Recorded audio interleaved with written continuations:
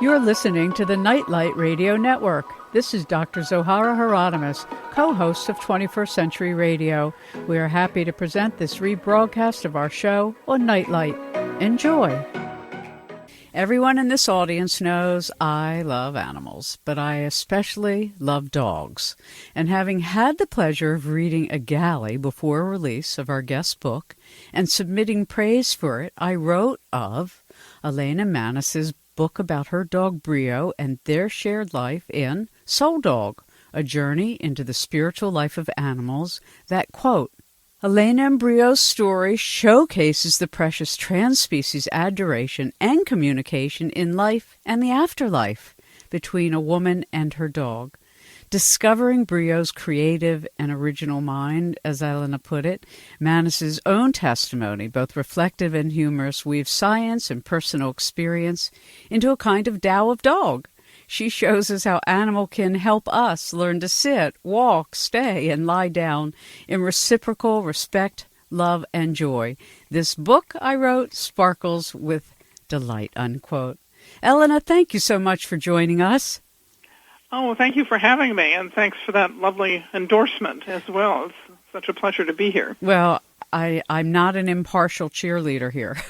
I'm already a fan, both of the subject matter and your beautiful book, because you've done something so many of us have hoped to see who have been in sort of the biz of sentient consciousness, that you wrote a story of your own journey. So let's start there. A little bit about your own career life as an investigative journalist, documentary maker, and more, because that was really the kind of the backdrop to the time period in which you met your wonderful dog, Brio.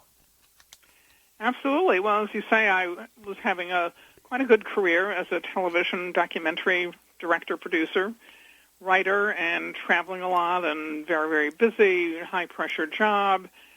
But I at a certain point was going through sort of a midlife crisis. A relationship had ended not too well, and then I had a near-fatal car crash on a film shoot, and all of this put together kind of made me stop and ask if maybe there should be more to my life than just working like a demon and getting into car crashes.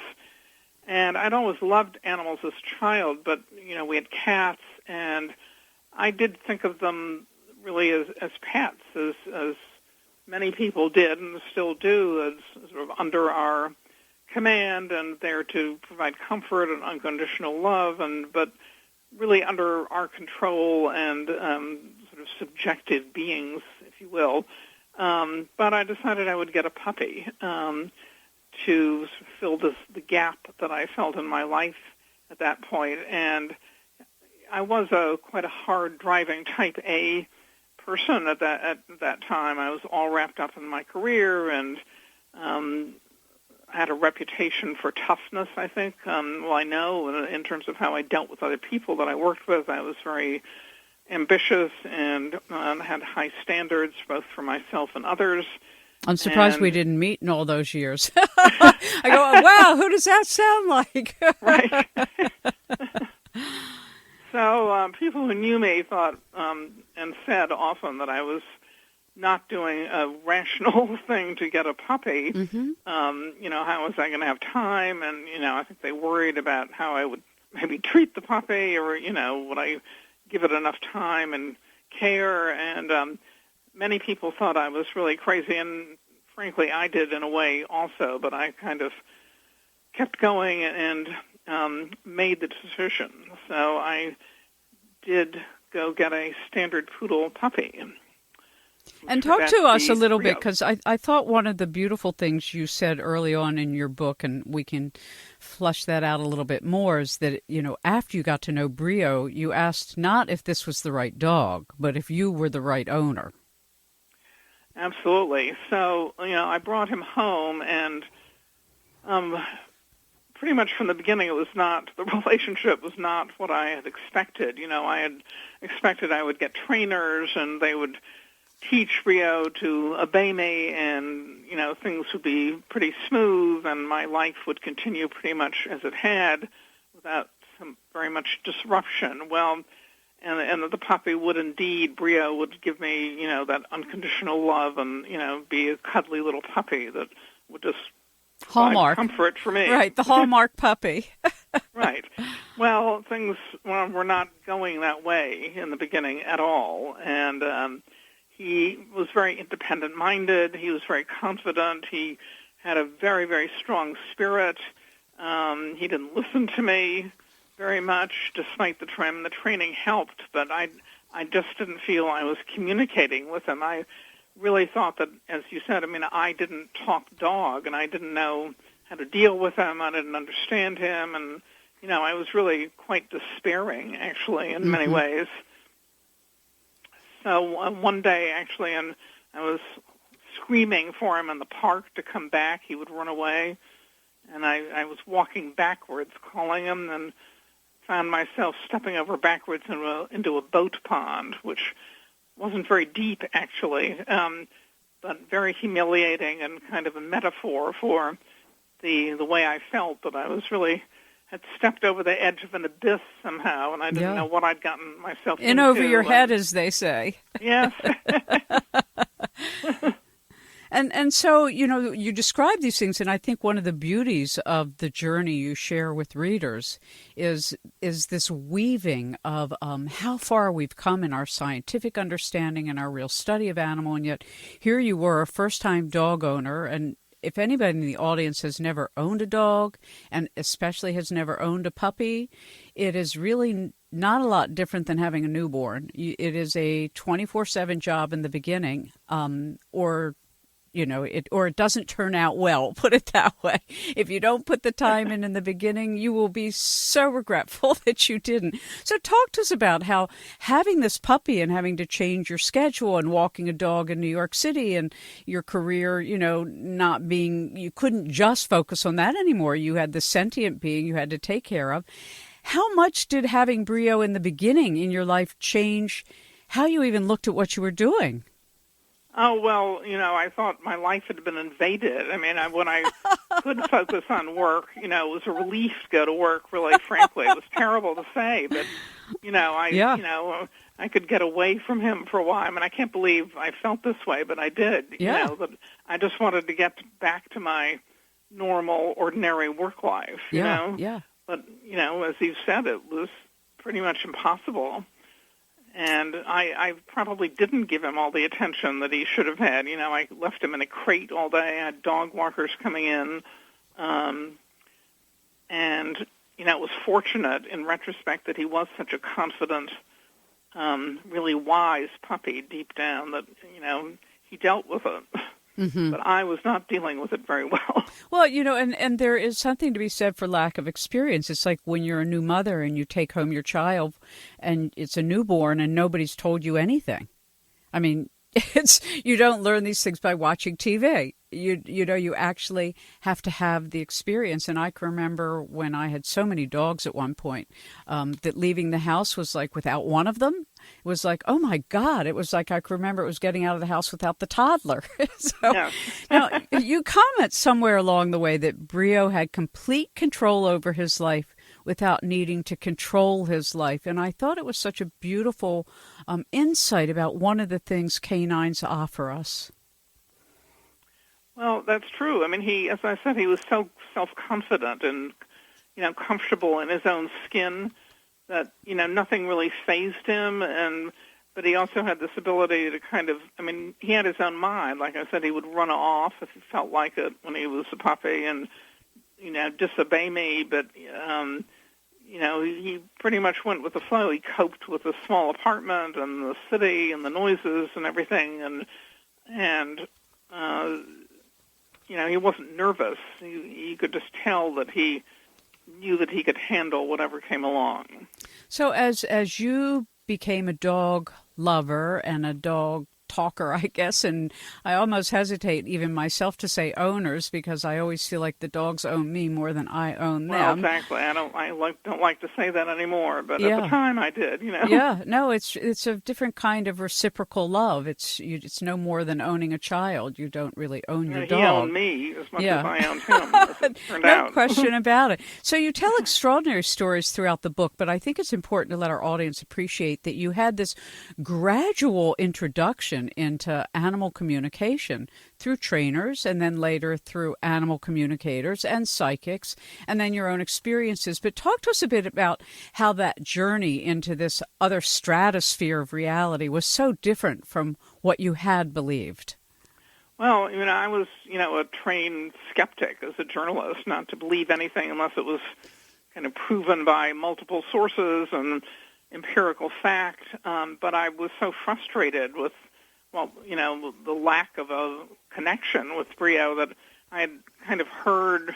I didn't really know anything about it, but I guess I had heard that there were people who called themselves animal communicators or animal psychics who said they could tell you what a dog or another animal was thinking or feeling. So, I was used to doing research for work, and so I did a little research and found this communicator in California who had a good reputation. So I called her up and asked if she'd read Brio over the phone. I mean, she'd never met me or Brio, of course, and I didn't tell her anything about him or me except for his name and his breed. And she gave this remarkably accurate reading over the phone across the country about describing my apartment and how Brio navigated within it around the furniture, sort of really rang true as his point of view, and the streets he liked to walk on and the neighborhood. She described the streets accurately. She said things about his personality, about me that really rang true. So I was pretty stunned. I mean, I can't say I was a believer in telepathic interspecies communication at that point, but I really had to sort of sit up and say, ooh, what is going on here? How could she have known all that? So that, tweaked my interest, and I began talking to some other communicators to sort of see if they agreed with the first one more or less, and then I actually persuaded the network I was working for to let me do a couple stories looking at animal intelligence and including sections on animal communication, telepathy. So those were pretty interesting also. Well, that's one of the beautiful things about individual journeys is had you not been, in that career, you wouldn't have benefited so many thousands of other people. And I love that you shared two stories. There was one about Diane Sawyer's dog, as you went forward in your research, and then this extraordinary reading of a horse in the Belmont Stakes. Maybe you could share those two stories, and then we'll take a break. Sure. Well, first of all, I was doing a documentary about the amazing animal mind when Diane Sawyer was the correspondent. So part of that was about, I decided to have a animal psychic read Diane's dog. So we flew the psychic across the country. It was the same one who had first read Brio. Right. Flew her from California to New York, and first we taped Diane's dog at her home. With Diane was not present. We just taped the dog walking around the yard to see what he did, and in the house what he did. And then the animal psychic, met the dog and Diane in a hotel room, not knowing anything about him again except for his name and his breed. And she took the dog into the bedroom of the hotel suite for about an hour, as I remember, and came out and gave a report. And this was not my dog, of course, so I couldn't testify to everything she said. But she said one thing, that the dog was scared. He remembered spinning and falling. And Diane did say that he had indeed fallen into a swimming pool when he was a puppy. Mm-hmm. And then the psychic described what the dog did at Diane's home, in the yard, and in the home. And we ran what she said against the videotape that we had taken, and it was right on. She described how the dog went among some trees and down to a stream in the yard, and what he did in the house, and how he went around the furniture. And you could see in the video it was exactly what he did.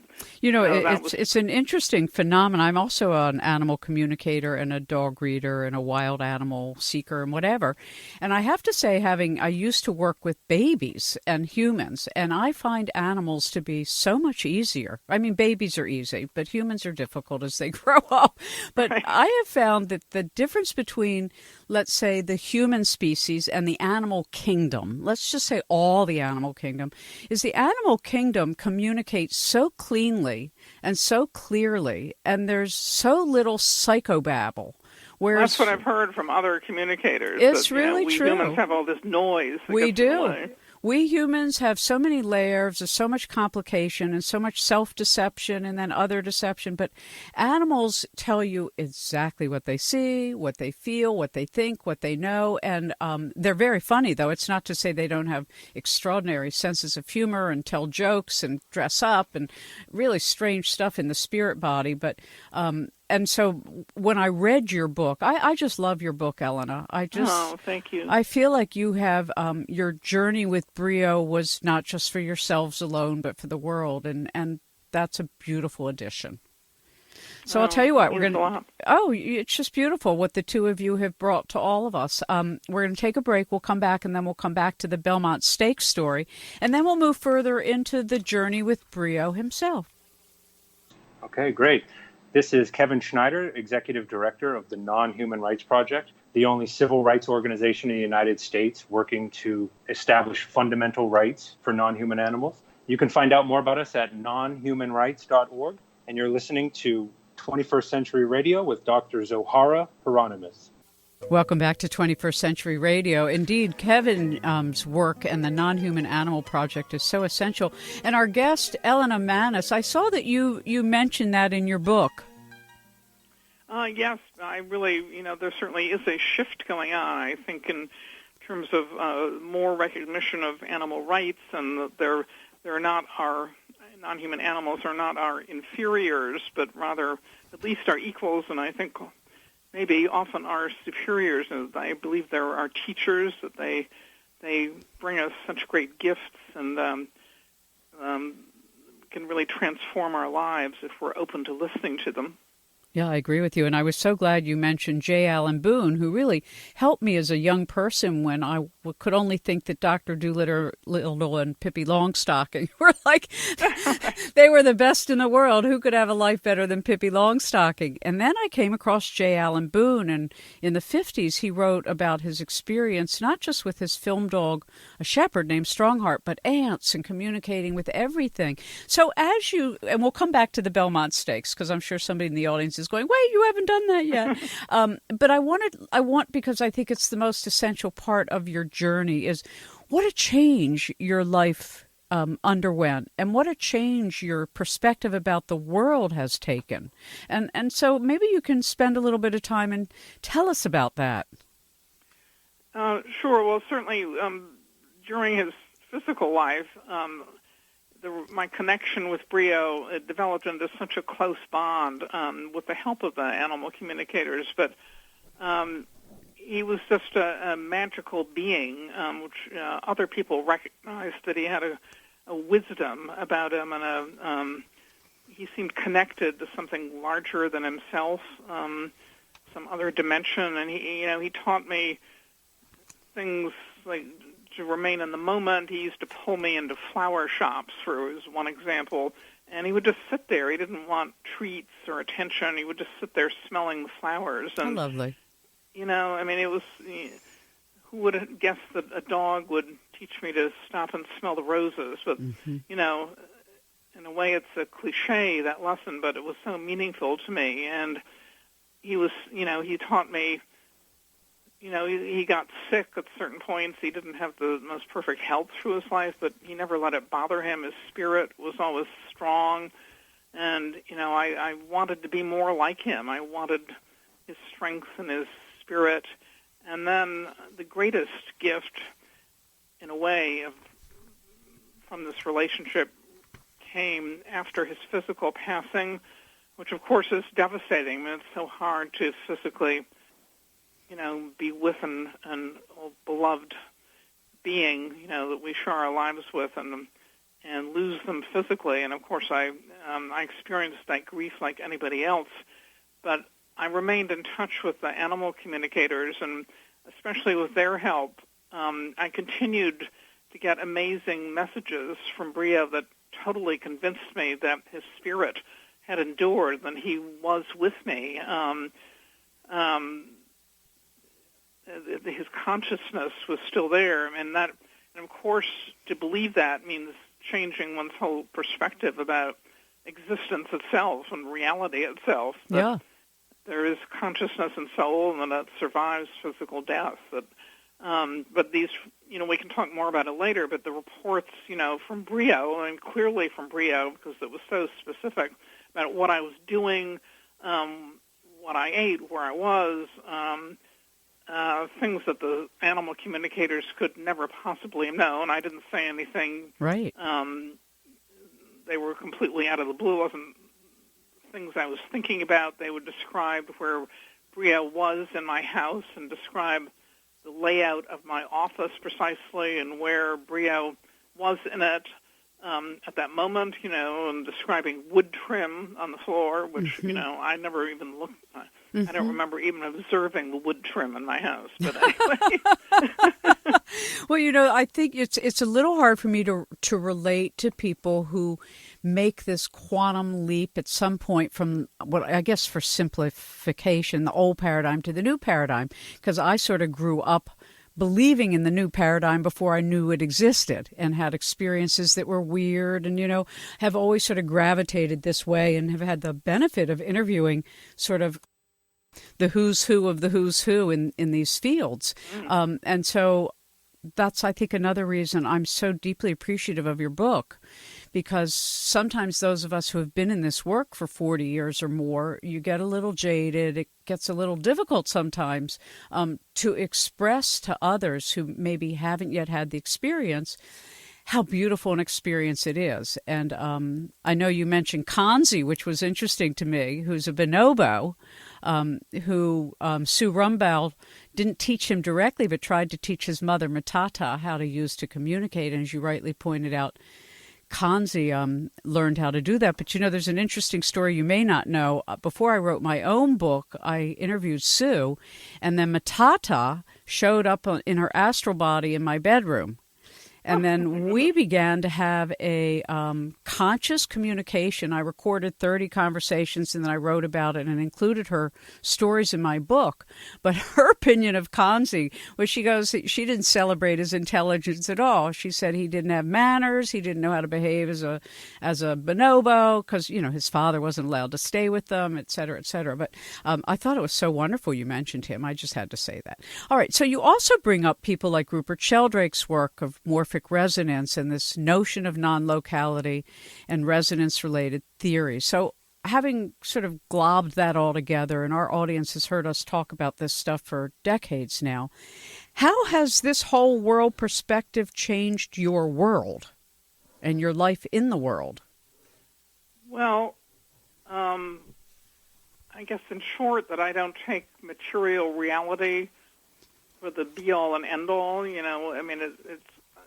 I cannot have gone through this experience and not be convinced that there are things going on here that I can't explain by ordinary means, by materialistic, rational Western science and empirical evidence.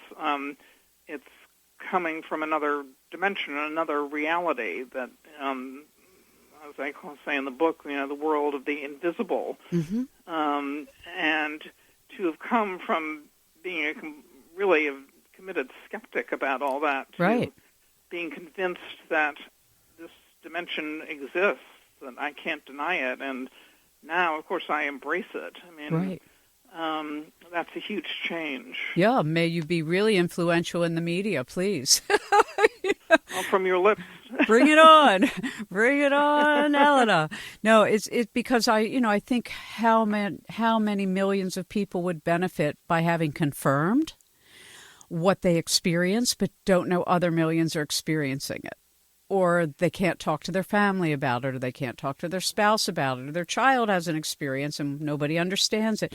I loved it. You quoted Albert Einstein, who has commented, quote, "The intuitive mind is a sacred gift, and the rational mind is a faithful servant. We have created a society that honors the servant and has forgotten the gift." I thought that was one of the most beautiful summaries I've seen of our complex.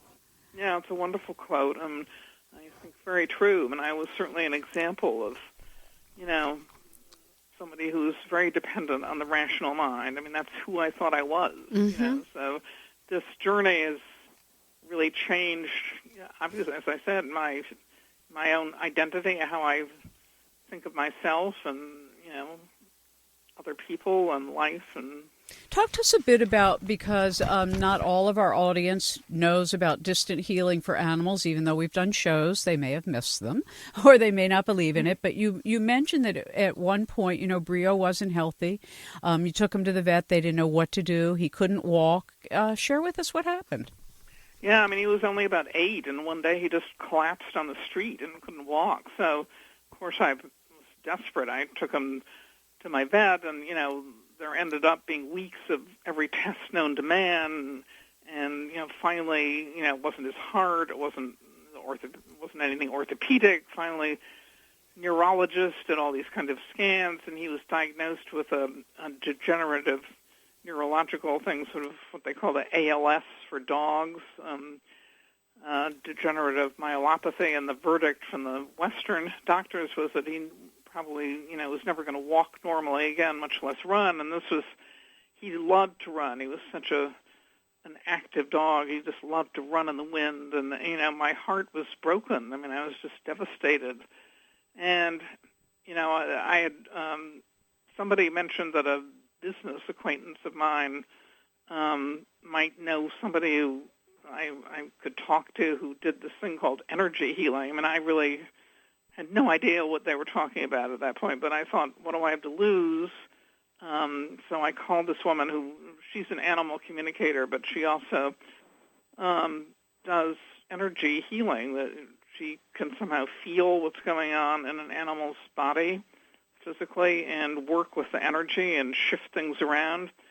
So, this was a long-distance call. Again, she'd never met me, never met Brio, didn't know anything. I just briefly described that, he couldn't walk, and gave his name, I guess, in the breed. And after, I guess, feeling him, there was a lot of silence on the phone, she finally said, there's nothing wrong with his spine, which the neurologist had said. And I'm going to work with them today and a few more times, but you will have your dog back. He's going to be able to walk and run again. And that turned out to be true.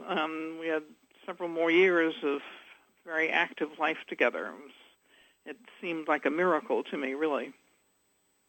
Such a beautiful story.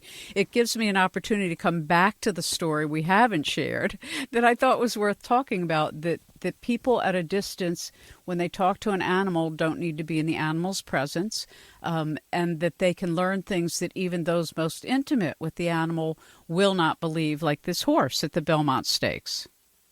Yes. Well, this was back relatively early on in my journey when I was kind of doing research, and, this story for the network was part of my research. Right.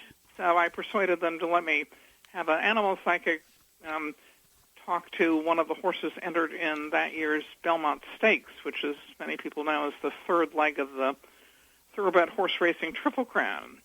And so I arranged for the psychic to come. The only trainer of any horse in the race who would allow me to do this was the trainer of the longest shot in Belmont Stakes history. It was 70-1, 70-1. Wow. So I was not thrilled at this, but I had no choice. So we went ahead. So we go out with the film crew to the racetrack with the animal psychic, and she meets the horse, whose name was Sarava. And there's quite a few minutes of silence, which the cameras were rolling, and I was, thinking this is going to be a disaster. And Sarava's standing there munching hay. and nothing much was happening. So finally the psychic says, he says he's going to win. Now, this was the year that a very famous horse, War Emblem, was supposed to win the Kentucky Derby and the Preakness, and he was supposed to win the Belmont and the Triple Crown.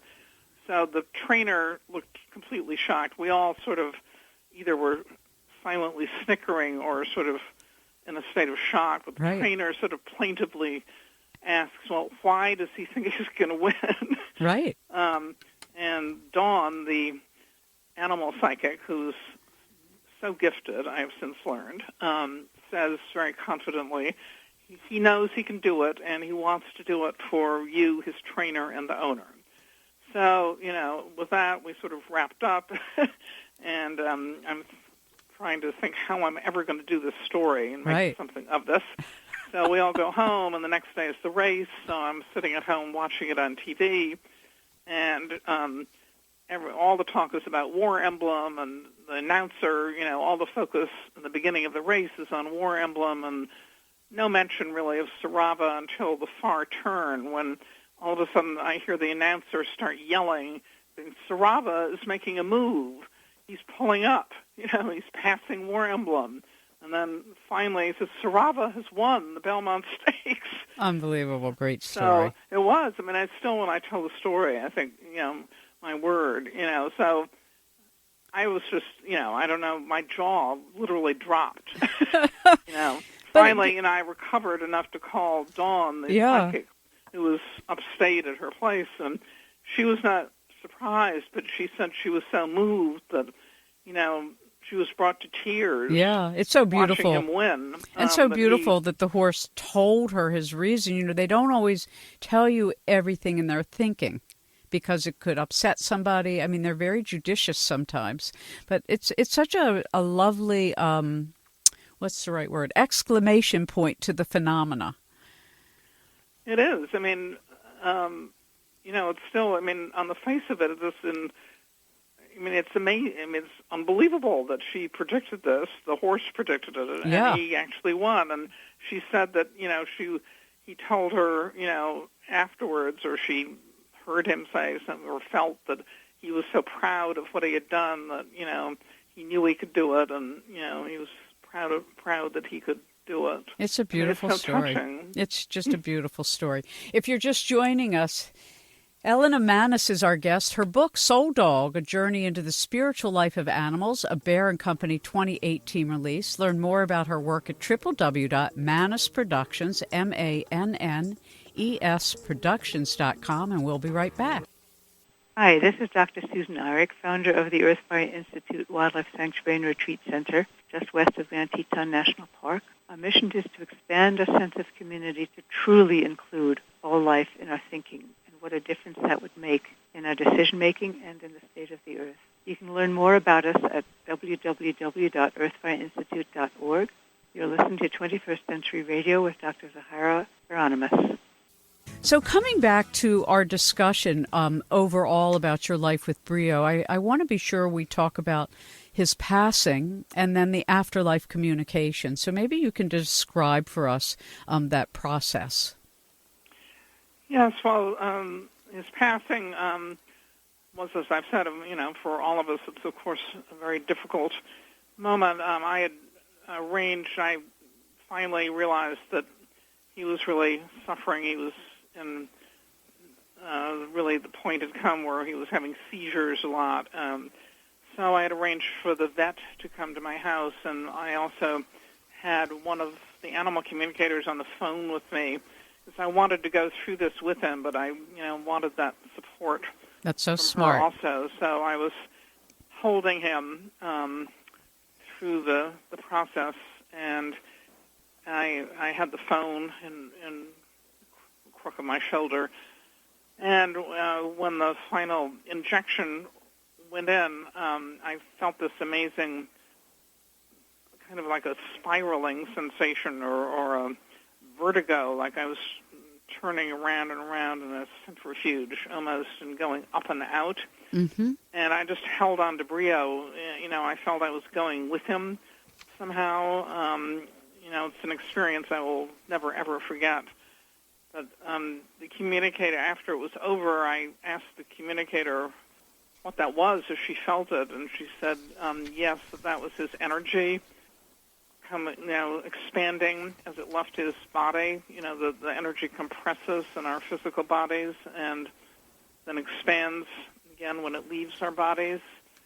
And I totally felt that. And then that was quite an amazing experience. And then, as I mentioned earlier, in the days after and continuing to this day, the messages from Brio, first initially mostly through the communicators, because I was obviously grieving and so distraught, but they continued to give these remarkable reports from Brio that, I couldn't question that they came from him because they were so accurate and so, things that the communicators couldn't have known in any way, and so clearly were from Brio that just, I knew without question that, his spirit was and is there. Then over the years, over time, I'm not an animal communicator, but I am able to connect with Brio directly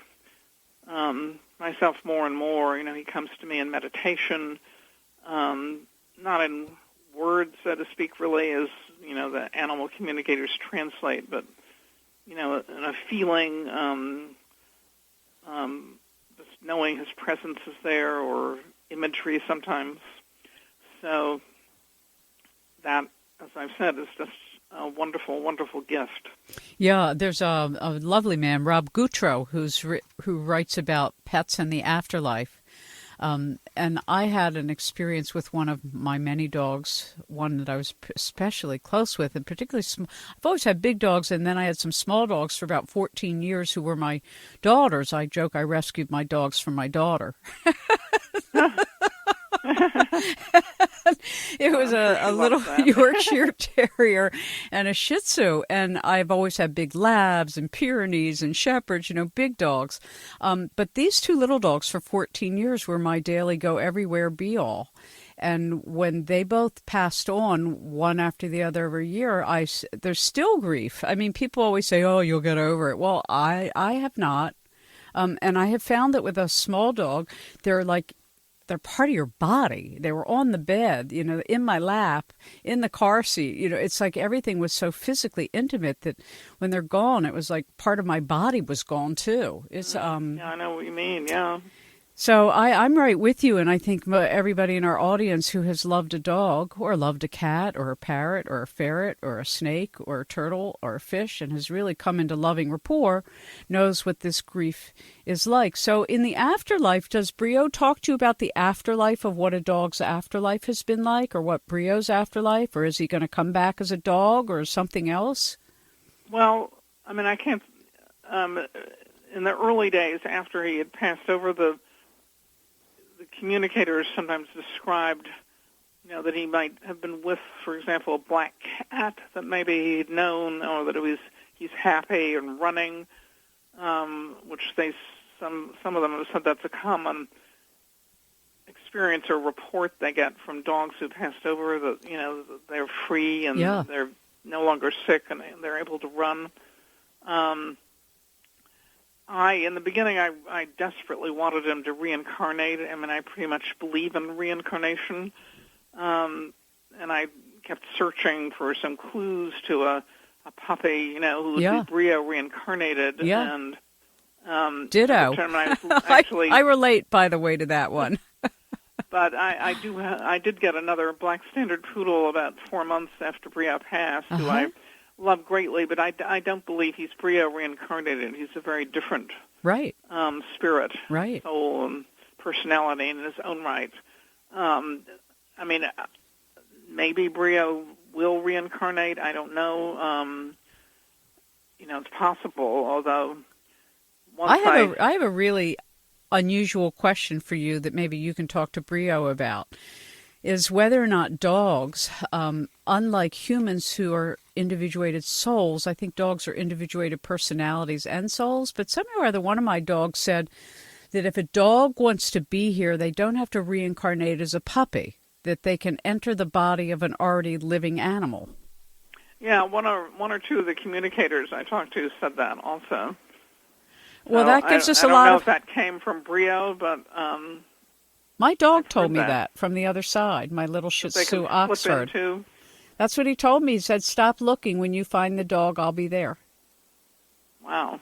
And that's what he was trying to tell me, of that a dog spirit can, and there's certain deceased beings who can do this, humans also, who can occupy another human's body for whatever reasons they need to from the other side, either to help a person live longer, to help save a life of a child. Sometimes, disincarnate humans will do that. But that's what he said to me. And I don't know, I haven't talked to other animal communicators about, so I'm glad to hear you've heard that from others. But yeah, that's what my Shih Tzu Oxford said. He said, don't worry about it, Zoe. I'll find you. When you find a dog, I'll be there. Oh, but I really, I really feel that Brio is with me in spirit. I mean, yeah, no doubt, absolutely. So when we sort of take a picture of, Elena, your life before, and then your life with Brio, and now your life with your other animals, and your role in the world in the media, what do you say to anybody in the audience who says, I don't know about animals communicating? Well, I'm even friends of mine are saying that all the time. They don't quite buy that, or they don't buy, having somebody else translate a communication from my dog. So that's okay. I mean, I'm not out to persuade anybody, but, maybe for people who are intrigued or interested, to hope that they might listen to their animals more and consider the possibility. But in terms of my life, I didn't disclose publicly my interest or really increasing conviction in, in interspecies communication with a dog, really until this book has come out, because I was somewhat worried about the effect on my career, and to some degree still am. But I wouldn't worry about it. The world's catching up. I committed to writing this book, and, that's what I believe, and that's what my experience was and is, so I'm going to tell the truth about it. People can take it or leave it, It's a beautiful service, as I always tell people when they come to this work new, or when they've always felt it and then actually make a commitment to it, is none of us owe a justification to anybody. What we have is the pleasure of being grateful for the experience. And that's what I always tell people. You don't need to convince anybody. Just have the experience. The greatest conviction is going through the experience exactly. oneself. So, but you have to be open to it. Yeah. No, I think what you've done with your, and I'm so grateful for the fact that you've come out, as they say, with the fact that you talk to your dog. It's a beautiful legacy. It's been with humankind ever since, and always will be, because that's what consciousness is and does. It communicates with each other. So is there anything else you'd like to share with us that I've not touched on and that you've not had a chance to share? Oh, I think we've touched on so much. It's wonderful to talk to you. I mean, there are two big, messages or points, that I hope the book does convey. And one is that, our fellow animals are teachers and sentient thinking beings with consciousness and souls, and we should be open to that, and we should listen to them. And I do believe, I hope that the general perspective about non-human animals is shifting. There's a long way to go, but I hope it's on the road. And secondly, I hope the book encourages people to, again, listen to their animals and be open to receiving these incredible gifts that they bring us, and that are transformative. Brio transformed my life, and very profoundly, and I think that,